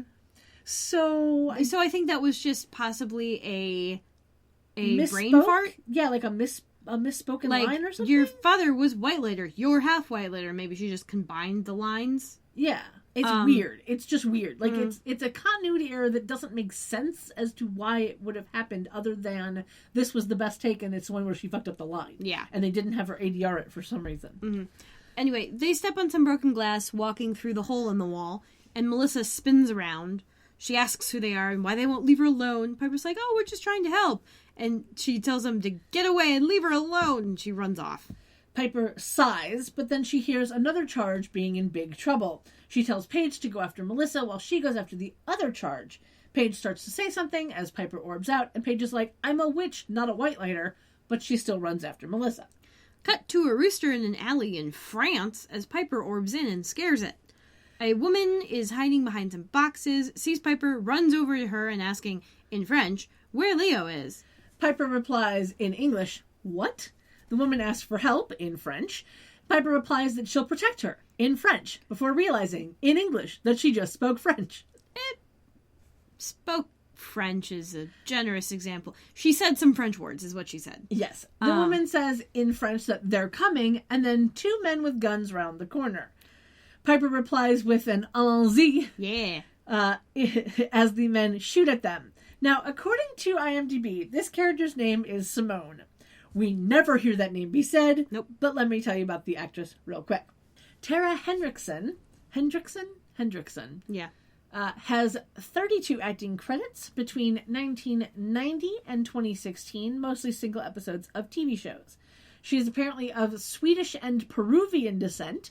She can speak French, Spanish, Italian, and Portuguese. She can play the piano, accordion, electric bass, ukulele, and percussion. And her voice can be heard at Disneyland in the Cars attraction singing an Italian song. Wow. So there you go. What a resume. Right? Fun fact. When this show aired in France, with everything being in French, dubbed, this scene, even though it still took place in France, they were speaking Spanish instead. Yeah. I mean, I love that. They have to. You can't. They have to, because you can't have it otherwise it not doesn't make be sense. A different language. Yeah, otherwise it doesn't make sense. But it does make me laugh that they picked Spanish. Although it would have been funny if there was like some kind of glitch, and what would have been extra funny is if they had her speaking English. Right, that's what I thought. That would have been hilarious. Yeah, but it would have been a very funny joke if they just kept it going in French, and then in French, Piper's just like, "Oh, I'm speaking French." Yeah. Oh, je parle français. Quoi? Yeah, it would have been very funny, but no. So it was a nice little fun fact to learn. It's like, oh yeah, I guess that does make sense. You kind of have to change the jokes a little bit. Mm-hmm. Anyway, we cut to the manor kitchen as Leo blows up the glass on the kitchen cupboard, which does not count towards our FAQ because that is not annihilation. That is true. It's Phoebe, just the glass. Phoebe, sans jacket from the island, says it's a nice shot, but Leo is saying it was aiming for the plant that's right in front of him instead of the cupboard. Yeah, the problem is he wasn't looking at the plant, he was looking at the cupboard. Yeah. He says his powers are useless, they're completely out of control, and Phoebe's like, yeah, you're out of control. Relax. He asks how he can relax when he's sore all over, he doesn't have his powers, and he's about to fight a demon, and his own aftershave is making him sick. Well, step one, you wash off your aftershave. Right? Bud. And you can do that in a nice hot bath, which will help the soreness. Yep, absolutely. He asks how Piper does it, and Phoebe's like, well, she does sometimes get cranky. And Leo says that the elders are going to kill him and clip his wings if anything happens to one of his charges. He then hiccups another orb bubble, calls for Piper, and asks why it's called morning sickness if it lasts all day. Now, let me tell you, there's no reason. There is none. There is no reason as to why it's called morning sickness if it lasts all day. Literally, It's no probably reason. just more prevalent in the morning because you've spent all night without food. So you've been producing bile all night. Yeah. And that can make it, like, I get hunger nausea a lot because it's been a while since I've eaten. And, like, if I don't, have something, frankly, very starchy and carbohydrate ridden, and dry, like, right after the hunger nausea starts, like, I'm not going to be able to eat much. Yeah. But, like, I just haven't eaten in a while, so it's worse. Yep. And that's probably why morning sickness tends to be worse in the morning. Yep. That's how I get with the caffeine thing. Mm-hmm. Withdrawal. Now that I've added caffeine back into my diet, if I sleep for a little too long... I know that sounds horrible, but if I sleep for just a little too long, I wake up with caffeine withdrawal headaches. What gets me is that caffeine is not a wake you up chemical. It's a make your brain forget it's tired chemical. Yep. It's wild. Yep. It's like your body's communicating, or your brain is communicating with your body, or both. We tired. And this is just like cutting off that particular communication. Like, we.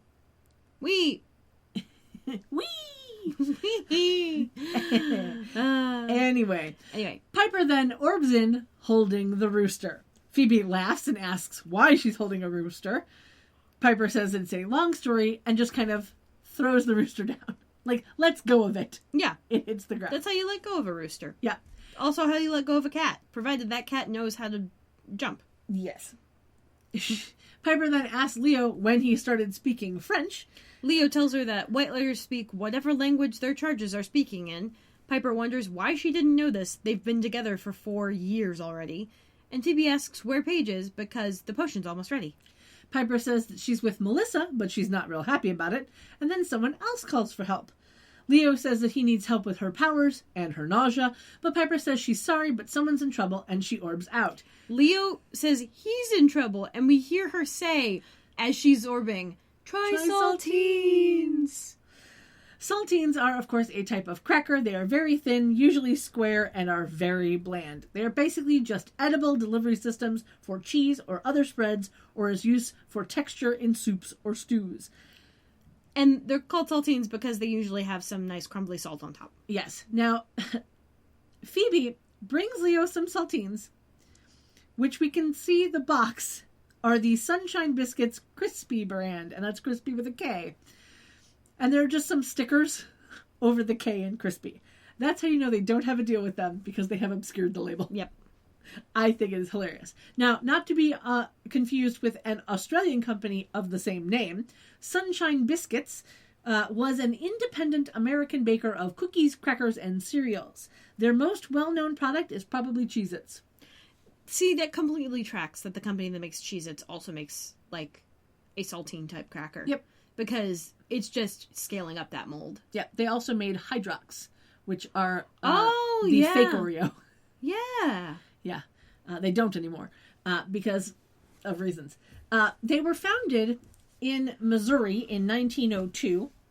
By the Loose Wiles? Yep. Oh, that's a great name. Yeah, it was Mr. Loose and Mr. Wiles, so they became the Loose Wiles Biscuit Company. It's not a good name for a biscuit company. Now, they officially changed the company name to Sunshine Biscuit Inc. Bread slut. Bread slut? Loose Wiles. Yes. They officially changed the company name to Sunshine Biscuit Inc. in 1946, basically because they were dealing with... They had been calling their products Sunshine Biscuits, and they were dealing with other people using the name Sunshine Biscuits and trying to, like, do lawsuits and whatever, and they finally changed the name of the company in 1946. Now, they were bought out, believe it or not, in 1966 by the American Tobacco Company for some reason. They were then bought out by the Keebler Company in 1996. Fun fact, in 2000, the Keebler Company had its headquarters in Elmhurst, Illinois. What? Yeah. And speaking of 2000, that's when they were bought out by the Kellogg Company.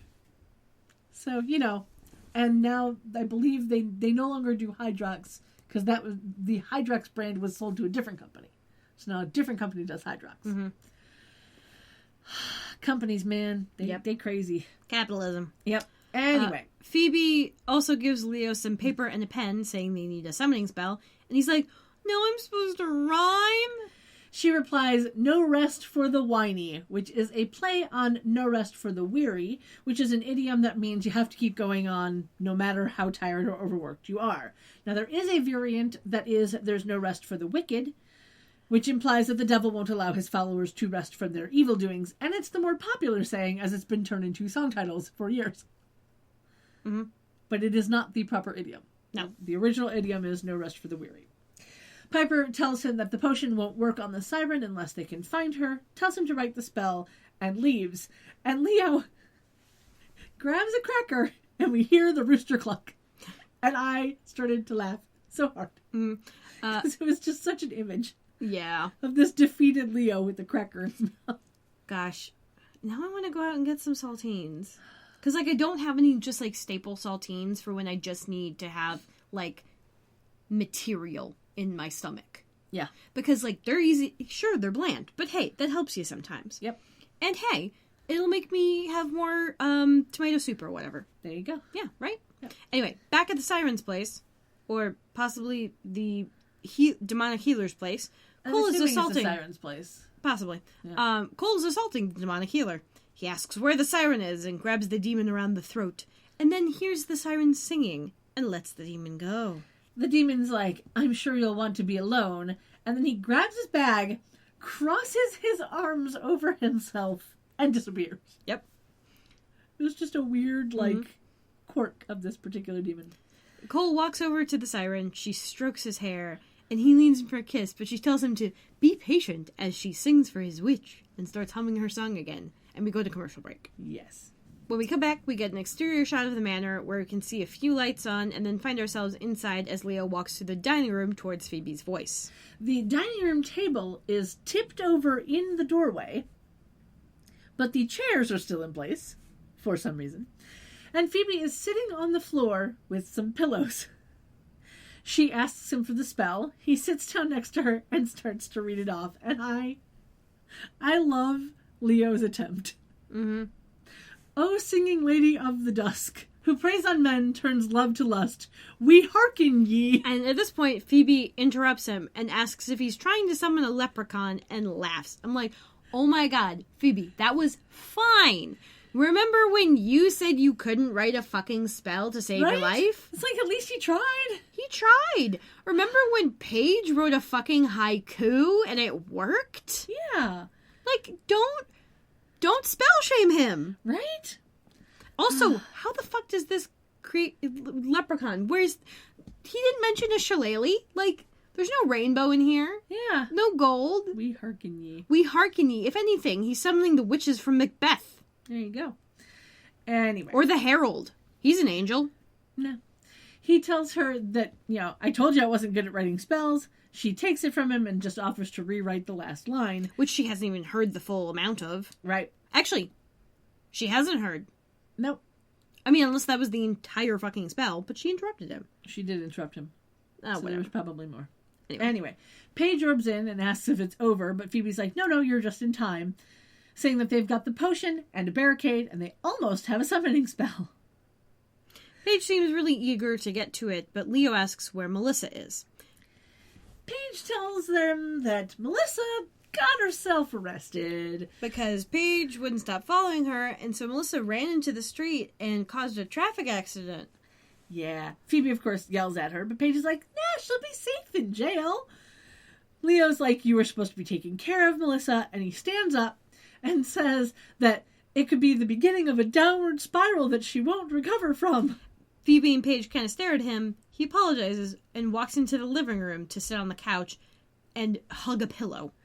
Yeah. Phoebe and Paige... Kind of adorable. Phoebe and Paige walk in, and he's like, I don't know what's wrong with me. And Paige is like, yeah, it's the crying thing. Yeah. Phoebe says it's the hormones, and Leo's like, really? I thought that was just an excuse. To which Phoebe replies, welcome to our world. Yep. It's not. Fuck off, man. Yep. Piper then orbs in, immediately asks what happened to Melissa, and Paige is like, word travels fast. Which I think is hilarious. Yeah. She says that she's feeling like Melissa is in trouble, but she's getting so many signals that she can't actually find her, and says that Melissa was supposed to be the one charge she didn't have to worry about. Phoebe then hears the siren song, whispers Cole's name, and walks off without anyone paying any attention to her. Paige apologizes to Piper, saying she tried, and Piper says that since she's left, she's evaded assassins, prevented 2 crimes of passion in Portuguese, no less, which is just her version of in heels, no less, and delivered a baby. All she's asking for is a little help from her family. Paige says that she's not any good at the white lighter thing. Leo tells her that it's half of who she is, and Paige says that it's the latent half. Piper tells her it's the half that made her become a social worker in the first place, and when she quit her job, she quit half of her personality. Paige says that her job is being a full-time witch, she intends to be very good at it, and she doesn't think there's a problem with concentrating on magic. Leo, of course, tells her that it is a problem when she's in such a hurry to get back for a vanquish that she leaves an innocent alone and in pain. Piper tells her that their compassion, not their powers, is what separates them from the bad guys, and it's the part of her that she can never afford to lose. She says it's also the part of her that Melissa needs now, and Paige orbs out to go back to Melissa. Leo tells Piper that she's a pretty good white lighter, and Piper says that she learned from the best. And they smile at each other, and it was super sweet. And I just love it so much. It's one of my favorite gift sets. So and cute. then we get an exterior shot of the police station as a bunch of cops are leaving the building. Melissa has been given a jacket, but she's still in the hospital gown, and she's sitting in an interrogation room when Paige is shown in. Paige sits, and Melissa's like, how'd you get them to let you in? And Paige explains that she's got a friend who's a cop, and he knows she's not there to hurt her. She says that she knows Melissa has no reason to trust her. Melissa asks who she is, and what she wants, and then Paige introduces herself. She says that she's part witch and part guardian angel, and that it's a lot to process, but she really does just want to help. Melissa says she feels like she's going crazy. Paige says anyone would, and her friend is working on getting her out. Melissa says she doesn't care if she never gets out and starts to tear up. So Paige takes her hand, apologizes for her husband's death. Melissa says she can't believe he's gone. And then Paige, sympathizes with her. Yeah. Back at the manor, Leo is standing in the foyer as Piper comes down the stairs. They've apparently been looking for Phoebe, but they can't find her. Piper asks if Phoebe might have underestimated the Siren, and wonders if the Siren might have Phoebe and Cole. Leo asks if Piper can sense her. Piper says she's been trying, but there's too much chaos. She can't isolate anything through the voices and the pain. Leo, of course, is like, well, fucking try, breathe, concentrate. But she decides to get to the chase, and they orb out. We cut over to Cole's apartment as Piper and Leo orb in by that glass table that's, by the balcony. Piper calls out for Phoebe. Leo asks if she sensed Phoebe there, and Piper's like, I was just relying on common sense. He tells her, it's not working. We can't orb all over town searching for them. He says that she has to sense Phoebe. She says she can't. She says, you have to, and she kind of sighs in defeat. We cut back to the Siren's place. Cole and the Siren are on the bed, macking, sort of. Cole is shirtless, and the Siren is still humming. We hear a door open, and the Siren says, oh, Phoebe's almost there. It's too bad. I was having fun with you. And then Phoebe walks in, wearing her denim jacket again. Yeah. The Siren kisses Cole. Smoke rises from their mouths. Cole falls back unconscious, and Phoebe softly says his name. The Siren says that Cole was cute, then uses her power to slam Phoebe against a pillar, calling that her favorite part. She says that no one hurts her and gets away with it, you little witch. Which Phoebe wasn't even fucking there. Right? And Phoebe's like, you want to bet? And throws the potion at the Siren, but it blows up in midair, and the Siren turns to Cole, who's sitting up in bed with his hand outstretched. She, of course, can't believe that he's alive. Phoebe's like, Cole, you kind of destroyed the vanquishing potion? He's like, yeah, I know. I wanted her for myself. And he walks over to the Siren. She starts to smoke out, but he grabs her, stopping her. Phoebe says to do her a favor and make it hurt, and then Cole kisses the Siren. It looks more passionate than painful, and Phoebe just kind of looks confused. And we go to commercial break. Back in Cole's apartment, Piper is sitting on the couch, cross-legged, eyes closed. Leo tells Piper that she has to focus, take a deep breath, and imagine white lights flowing around her and flowing through her. Piper's like, I'll pass out if I breathe any more than I already am. Yeah. And he gets a little upset at her. He says that he hears the voices and feels the pain all the time and asks how she thinks he separates himself from it. She, of course, doesn't know. And he's like, I do it by coming home to you. I've been walking in your life all day. I don't know how you do it because your love is what keeps me sane and balanced. Which is very sweet, but... It makes me wonder what he did before he met her because, you know, he's been a white lighter longer than he's known her, so... Maybe it was the handyman work? Maybe. Yeah. Yeah. I mean, he kind of stopped doing that. Maybe that was his thing. He's like, the pipes don't scream at me in my head. Maybe. They just occasionally scream to me in real life. Because I'm not a very good handyman. He's fine, but he has to heal the fucking pipes half of the time. Yeah. Anyway, he tells her that she needs to let him do the same for her and asks her to look into his eyes and just breathe. And then she hears Phoebe calling for her. We cut over to the Siren's place as Cole grabs Phoebe by the neck and holds her down on like some kind of coffin thing. Yeah, some sort of stone something, I think. Stone beer. Yeah. Phoebe tells him to get off of her and calls for Leo and Piper. The Siren like kind of walks up next to them and she's like, oh, he'll come in handy with your sisters. And then Piper and Leo orbit. Piper tells Leo that it's on him. Leo tries to blow up the Siren, but instead blows up a vase nearby. That somehow knocks her backwards. Shockwave! And Piper races over to try and get Cole off Phoebe. Like, she jumps on him. Well, she grabs his arm first. Yeah. That's right. And then he knocks her into, like, a little, like, pot stand. And yeah. It was like he a knocks little her tiny... into something. It was like a little tiny pillar. Yeah. And she gets up and tells Leo to focus. And so then Piper jumps onto his back, like one arm over his shoulder. Leo tries to blow up the Siren again, misses again, hitting a piece of wall behind her. Piper tells him to hurry as Phoebe falls unconscious. Leo finally blows up the Siren, and Piper gets off of Cole. Cole lets go of Phoebe. He looks kind of dazed, moves away. Yeah. Piper begs Phoebe to wake up. Cole freaks out. Well, quietly. But he freaks out. Yeah, he's like staring at his hands and just like, you know, silently Yeah, freaking. he's like coming to himself and just like, oh no, what have I done? Yeah. Leo tells Piper to heal Phoebe, assuring her that she can do it, which she's kind of done it before. Yes. And Piper holds her hands above Phoebe and heals her. Yeah, this is the second time that Piper has healed someone. The first was back in episode 121, which is the first episode where we learned that Leo was a white lighter. And which is why the girls all know what it means when you switch powers. Yeah. Mm-hmm. Yeah. Phoebe wakes up. Piper asks how she's doing. She sits up and looks at Cole. And he says he didn't mean to. He's sorry. And in a weird display of tact, he leaves. Yeah. He disappears. Phoebe kind of leans on Piper. Mm-hmm. It was a very sweet little moment. It's like, oh shit, I hurt you. Sorry. Go. Yes. We get a night shot of the Oakham Bay Bridge with a lot of cars on it and the city in the background that pans over to give us a glimpse of the Triangle Building. Then a sunrise shot coming from the other side of the city with another glimpse of the Triangle Building. Coming from Sunrise Land. Yes.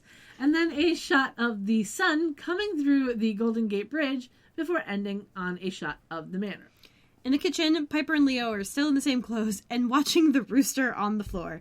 And they're now both trying to take the blame for why their powers haven't shifted back. Piper calls herself a nag. Leo calls himself an insensitive lout, which is the first time I've ever heard that used on TV. I love it so much. Beautiful. And then the orb lights appear from their backs. Paige walks in, also still in the same clothes. She tries to get their attention, but they're still talking out why they're the one in the wrong. Leo and still haven't fucking learned. Yeah. Leo says that he should have understood that Piper needed him. Piper says that she could have been more patient. And just as Paige gets their attention and they look over at her, the orb lights pinball back into their original owners and knock Piper and Leo to the floor. The rooster freaks out a little, and Paige is like, I thought you might want to take cover. They stand up. Leo realizes he's not nauseous anymore. Piper realizes she is, and then sobers when she's like, oh, that's not a good thing. He asks about her powers. She picks up a donut off the counter, throws it in the air, and blows it up. Paige is, of course, happy. It's a blow nut. Yes. Paige is happy to see that there's no more floral arrangements, and Piper says that she got in touch with her inner white lighter. Paige says that helping Melissa helped her as well, and she's happy to know that she's got it in her. Grabs a donut, leaves the kitchen.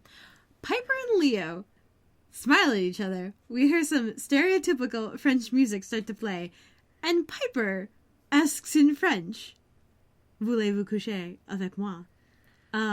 Yeah. And he's like, "Mais oui." And they giggle and leave the kitchen. Now, of course, the phrase is literally, "Would you like to go to bed with me?"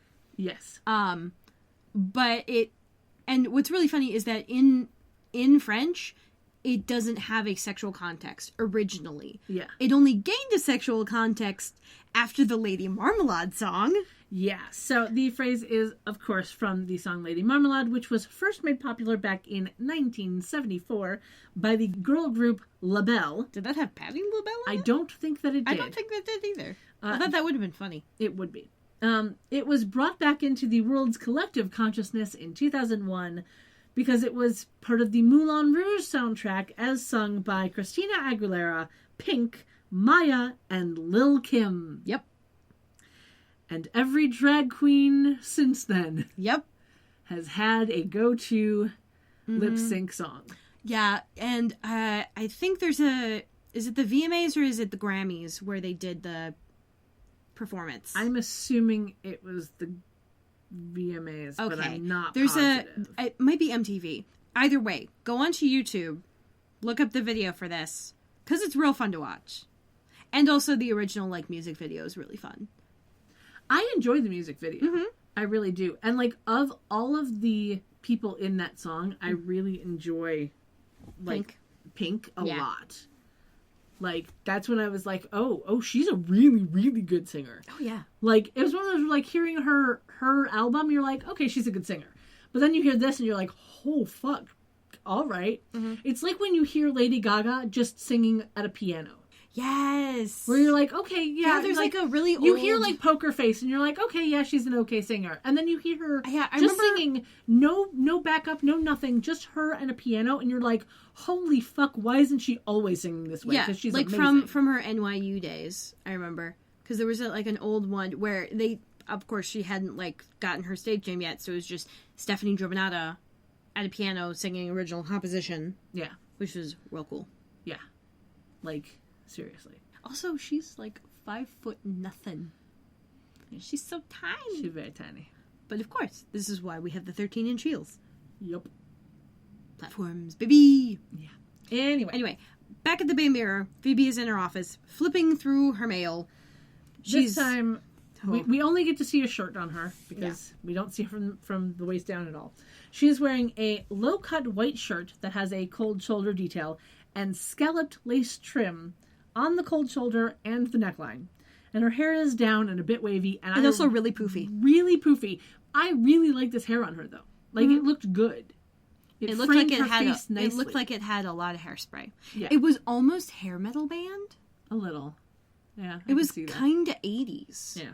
But it looked really nice on her. Mm-hmm. Yeah. There's a knock at the door, on the window of the open door, and Cole walks in. She's happy he's using doors, and he's like, I'm trying to limit my power usage, which, ComEd will thank me for. And she says that's a wise decision, and he asks if she got the flowers he sent. She says that she did, commenting that it's probably not every day that a florist gets to write, sorry I tried to strangle you, on a card. Unless he works in, near a BDSM thing. Yeah. Yeah.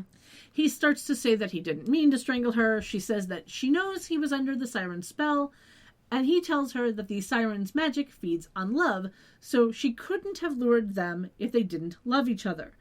Phoebe says once again that their love was nearly fatal, and he says that he never would have hurt her if he wasn't under the siren's spell. She says that most men don't try to kill their wives when under the spell. They just get kissed and die. His powers made him a bigger threat than the siren, and it's only one of 1,000 ways that having them can turn on her. As in, be a bad thing for her, not turn her on. Yes, turn on her, not turn her on. Yes. Yes. He says he didn't want her to be right. She's like, I didn't want to be right either. And we go to end credits. Yeah. It was a good episode. Mm-hmm. Yeah. Yep. So, with the end credits, we are on to ratings. Mm-hmm. I'm going to give this one 8.5 out of 10 swan songs. Nice. I am giving this a 9 out of 10 orb bubbles. Borbles. I enjoyed the orb bubbles. Blake Borbles. Yeah. So, with ratings done, we're on to outfits. Now, I think this is the first time that both Piper and Paige have been in the same outfit all episode. Like, they didn't get a change. Yeah, the both of them. Yeah. Like, they didn't get a change at the end. Mm-hmm. It's weird. Yeah. But, so, I like Phoebe's main outfit without the jacket. But the final shirt is really cute. I think that's my favorite. I really liked her outfit when she went into the Siren's lair. So I like it with the jacket. Yeah. Because that skirt had like a petticoat thing going on. Yeah. That I really enjoyed. Yeah. Which we only really got to see in display as she's being, like, thrown across the room. But hey. Yes. That is the truth. Yes. Yes. So, with ratings done and outfits done, that means we are on to social media stuff. Whoop, whoop. Wop, wop, wop. I don't know.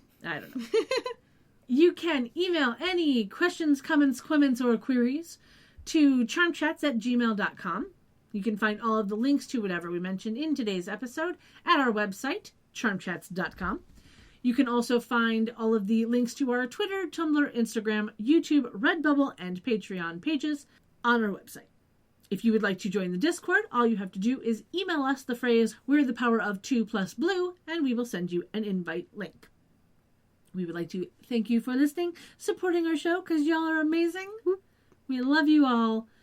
And until next time, sleep tight. Don't let the warlocks bite. And don't let the sirens kiss you. No, don't let the sirens sing. Yeah, it's not a good time. Mm-hmm. Okay, bye. Bye.